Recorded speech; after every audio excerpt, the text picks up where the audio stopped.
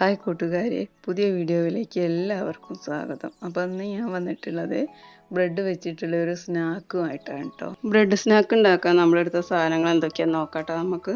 അപ്പോൾ അത് ഇത് കണ്ടില്ലേ, ഒരു ബ്രെഡ് ഇതുപോലെ 2 പീസാക്കി കട്ട് ചെയ്തെടുത്തതാണ് കേട്ടോ. അപ്പോൾ അങ്ങനെ 3 ബ്രെഡാണ് എടുത്തിട്ടുള്ളത്.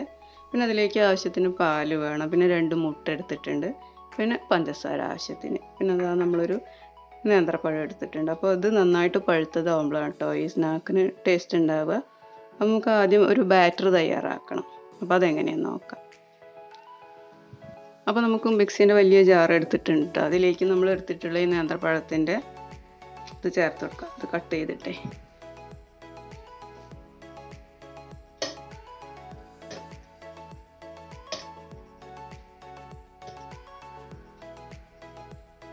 ഇനി നമ്മൾ എടുത്ത് വെച്ചിട്ടുള്ള മുട്ടയൊന്ന് പൊട്ടിച്ച് ഇതിലേക്ക് ചേർത്ത് കൊടുക്കാം കേട്ടോ.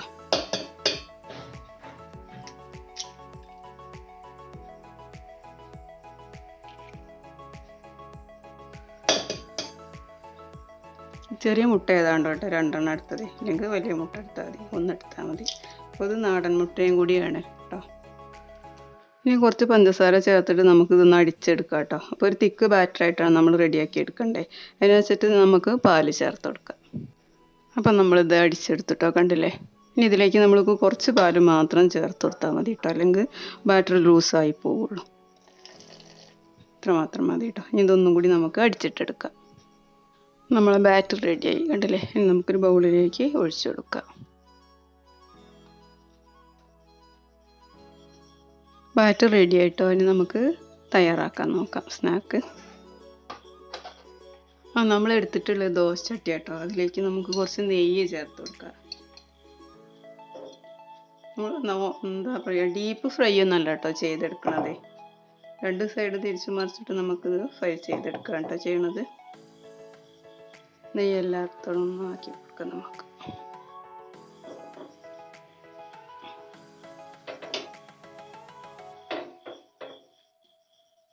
അപ്പോൾ ചട്ടി നന്നായി ചൂടായതിന് ശേഷം സിമ്മിലാക്കി വെക്കണം കേട്ടോ. എന്നിട്ട് ഇതുപോലെ ഇങ്ങനെ ഓരോ ബ്രെഡ് എടുത്തിട്ട് ഇതിൽ നന്നായിട്ട് ഡിപ്പ് ചെയ്യണം. എന്നിട്ട് നമുക്ക് ചട്ടിയിലേക്ക് വെച്ച് കൊടുക്കാം. അങ്ങനെ എല്ലാതും അങ്ങനെ ചെയ്തെടുക്കാം കേട്ടോ.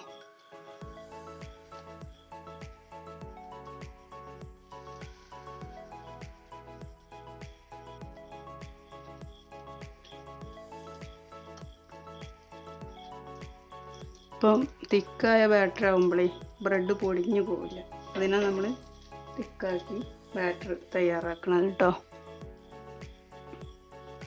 ബ്രെഡിൻ്റെ എല്ലാ വശത്തും ആക്കിയെടുക്കണം.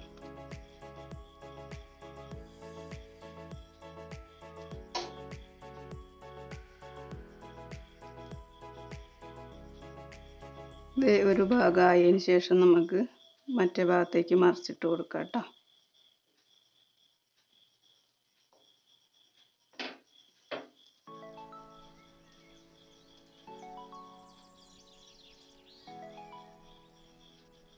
ഇതിപ്പോൾ ഓരോന്നായിട്ട് ഇങ്ങനെ മറിച്ചിട്ട് കൊടുക്കുന്നുണ്ട് കേട്ടോ മറ്റേ സൈഡിലേക്ക്.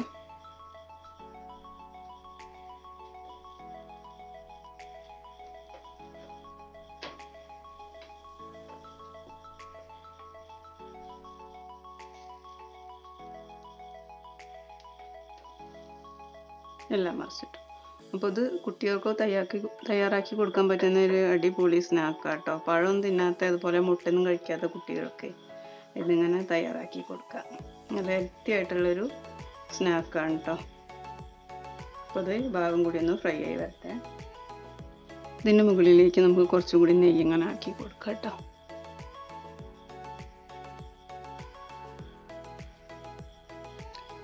ഇതൊന്നും കൂടി നമുക്ക് അങ്ങോട്ടും ഇങ്ങോട്ടും തിരിച്ചും മറിച്ചിട്ടിട്ട് ഫ്രൈ ചെയ്തിട്ടെടുക്കാം കേട്ടോ.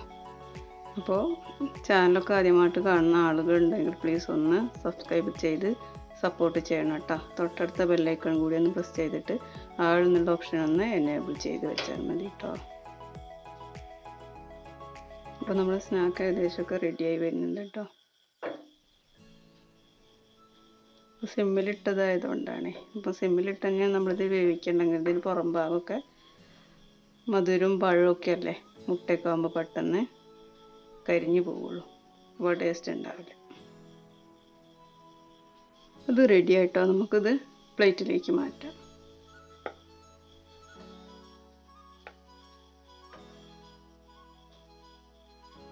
അപ്പോൾ ബ്രെഡ് കൊണ്ടുള്ള പലഹാരം എല്ലാവർക്കും ഇഷ്ടമായിട്ടുണ്ടാവുമെന്ന് വിശ്വസിക്കുന്നു. ഇഷ്ടമായിട്ടുണ്ടെങ്കിൽ നിങ്ങളുടെ അഭിപ്രായങ്ങളൊക്കെ കമൻറ്റ് ബോക്സിൽ അറിയിക്കുക. ഓക്കെ, അപ്പോൾ ഇനി നമുക്ക് അടുത്ത വീഡിയോയിൽ കാണാം. ബൈ.